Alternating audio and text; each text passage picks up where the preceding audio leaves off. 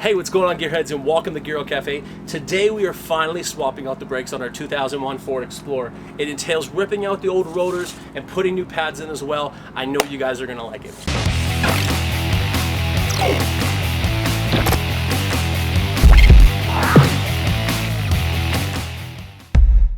Now, what does the job include? The job includes ripping out the old rotors and the old pads, adjusting with some new hardware, and honestly, that's about it. It's really straightforward, maybe like a level 2 sort of job.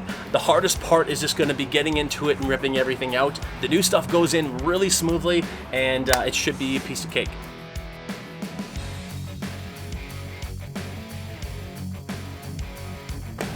All right, now that we got that all taken care of, you can see that the calipers need to come off in order to get these rotors off. And honestly, it's pretty straightforward, but it's just going to be a little tricky because it's all full of mud. So there's two 13 mil bolts that hold on your caliper here.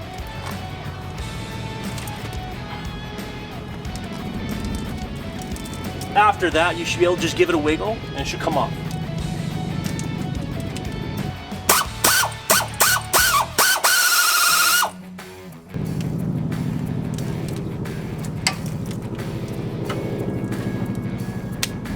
Now, don't let your caliper flop or fall to the side. Your brake line is still attached and we don't want to damage that. Whew, those things are done.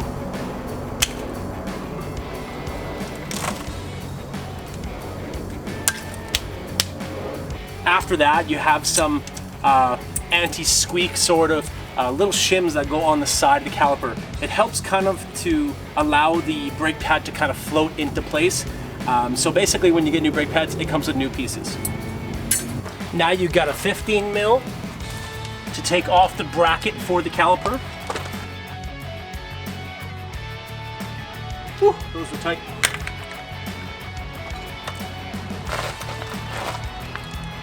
Okay, so this is basically what we were getting off. It's a bracket that holds the caliper in place, which holds the brake pads in place. Now, basically, when you're taking off these brackets, these little shims fit right on there. Let me show you. So that's how the hardware fits in. It fits the grooves of the bracket for the caliper, and then they have these little metal tabs that help hold it in place. When we put these back, we're gonna add a little lubricant in here, just so it slides around nice, and then we're gonna add a little lubricant on the back of the brake pad so it slides around. Other than that, it's really straightforward.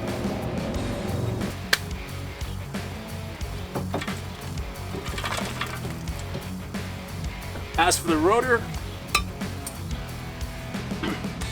it's all pretty cracked up. I see a lot of cracks in there, a lot of mud from our trip out to McLean Creek, and then a lot of hot spots. So it's well overdue. Now that our brakes are all disassembled, we have to compress these caliper pistons, and we have to push them back into there. And you're probably not going to do that by hand because they're pretty seized in there. So what we do is you just take a C-clamp like this.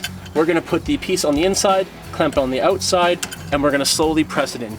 The trick with this is just make sure that the little foot here is in the exact middle. And if it binds up in any way, you pull back, reset yourself, and then try again, okay? Sometimes General Motors makes vehicles that allow you to just kind of put a screwdriver or pry bar behind here and push it in. That way you don't have to disassemble a lot of things. But in this case, we have a dual piston design. We're gonna put it in, squish it all the way back in, and then do the top one.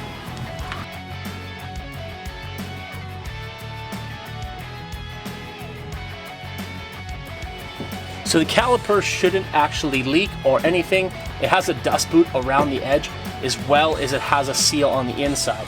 So basically keep pressing it, keep squeezing it until it is flat, and we're good. And then you can back it off. This is honestly the cheaper way of doing it. That way you don't have to buy any specialty tools. Your vehicle might require a certain specialty tool, but in this case, we don't. We can just press it in there and it's good to go.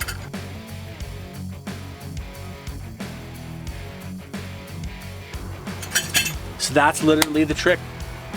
Now I'm going to take off the hardware on the inside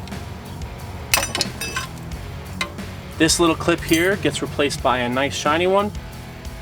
So now you can actually prep the surface of where the new rotor is going to go. Just make sure you try to keep things as clean as possible.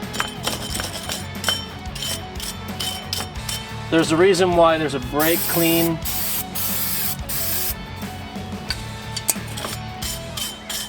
Keep the threads of the studs clean, and you're good. Now another trick when you're having brand new rotors put on is to clean them off with brake clean in order to get all the glues and the oils left on from packing.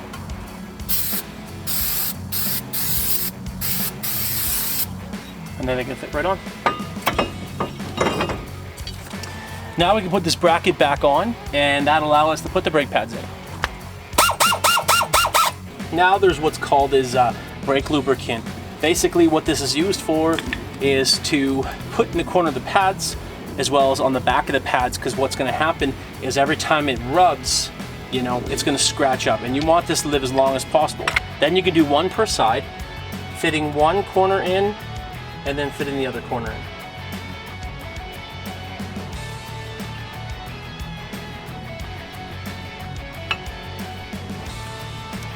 Go. And she should slide right on like that. Perfect.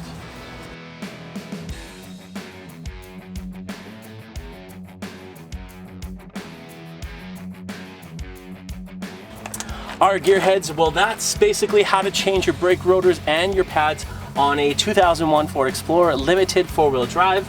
I hope you guys enjoyed the episode. If you did, give it a thumbs up. I know you guys are enjoying our Ford Explorer content and our project stuff. So definitely leave a comment down below. What was your favorite part, or what's your favorite episode? And I'd be glad to answer any questions you guys have. Thank you so much for watching. If you haven't, but you want to, hit that subscribe button and ring the bell for more notifications. And we'll definitely be providing more Explorer content in the future. Take care, guys.